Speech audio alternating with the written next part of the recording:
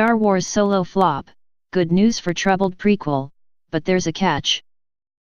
Star Wars Solo may have struggled at the box office, but the good news is it hasn't been quite as much of a flop as some predicted. The Han Solo prequel was reported late last month to be on course to rake in less than the original trilogy at the box office, even without counting for inflation. But according to Comic Book, that hasn't turned out to be the case. Solo has limped over the $200 million mark domestically, US only, to reach a new total of $210 million. That is, despite gloomy forecasts to the contrary, more than The Empire Strikes Back, $209.4 million, the movie many would argue is the best Star Wars caper of all time. There's a catch, though, that achievement doesn't account for inflation, or for Empire's numerous re-releases.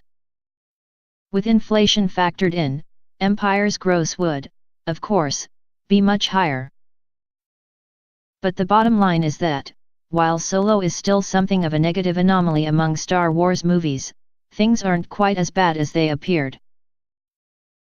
Disney are still expected to lose tens of millions of dollars from Solo, their first experience of relative failure with the Star Wars franchise. Episode 9 is the next Star Wars movie due for release, out in late 2019.